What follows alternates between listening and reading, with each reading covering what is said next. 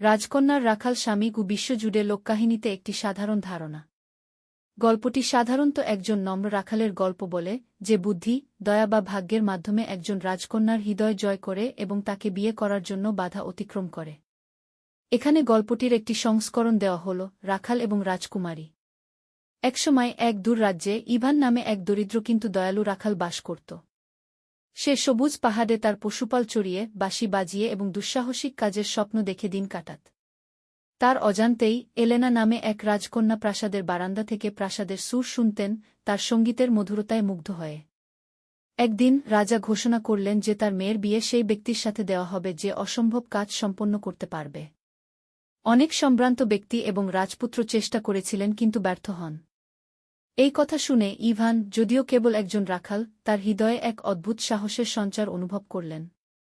তার গ্রামের একজন বৃদ্ধা জ্ঞানী মহিলার দ্বারা উৎসাহিত হয়ে তিনি তার ভাগ্য চেষ্টা করার সিদ্ধান্ত নেন। অসম্ভব কাজগুলো। প্রথম কাজ ছিল এমন এক বিরল সোনালী ফুল খুঁজে বের করা যা প্রতি 100 বছরে একবারই ফোটে। ইভান যখন বনের মধ্য দিয়ে ঘুরে বেড়াচ্ছিল, তখন একটি কথা বলা পাখি তাকে একটি লুকানো উপত্যকায় নিয়ে গেল যেখানে ফুলটি ফুটেছিল। সে ফুলটি তুলে দুর্গে ফিরে এসে সবাইকে অবাক করে দিল। দ্বিতীয় কাজটি আরও কঠিন ছিল, তাকে মন্ত্রমুগ্ধ বনের সবচেয়ে গভীর অংশে লুকিয়ে থাকা জীবন ঝর্ণা থেকে জল আনতে হয়েছিল।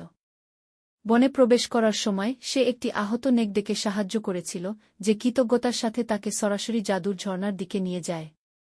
ইভান তার বোতল ভর্তি করে প্রাসাদে ফিরে গেল। শেষ কাজের জন্য রাজা ইভানকে সূর্যের আলো দিয়ে তৈরি একটি পোশাক বুনতে বললেন। ইভান হতাশ হয়ে পড়েন, কিন্তু সেই জ্ঞানী মহিলা যিনি তাকে আগে উৎসাহিত করেছিলেন, তাকে একটি ইঙ্গিত দেন, ভোরে হ্রদে যান এবং সকালের কুয়াশা একটি রূপার জালে জড়ো করুন। তিনি তার পরামর্শ অনুসরণ করেন, এবং কুয়াশা জাল স্পর্শ করার সাথে সাথে এটি একটি ঝলমলে সোনালী পোশাকে পরিণত হয়। বিবাহ এবং সত্য। তার সাফল্যে বিস্মিত হয়ে রাজার কাছে বিবাহের অনুমতি দেওয়া ছাড়া আর কোনো উপায় ছিল না। কিন্তু তিনি কৌতূহলী ছিলেন, একজন সাধারণ রাখাল কিভাবে এই ধরনের কাজ সম্পন্ন করতে পারে। তিনি শীঘ্রই আবিষ্কার করলেন যে ইভান কোনো সাধারণ রাখাল নন। প্রকৃতপক্ষে তিনি একজন মহান সম্ভ্রান্ত ব্যক্তির হারিয়ে যাওয়া পুত্র, শিশু অবস্থায় পরিত্যক্ত এবং পাহাড়ে বেড়ে ওঠা। তার প্রকৃত ঐতিহ্য উন্মোচিত হওয়া এবং তার দয়ালু হৃদয়ের প্রমাণের মাধ্যমে ইভান এবং এলেনার বিয়ে এক জাঁকজমকপূর্ণ উদযাপনের মধ্য দিয়ে সম্পন্ন হয়।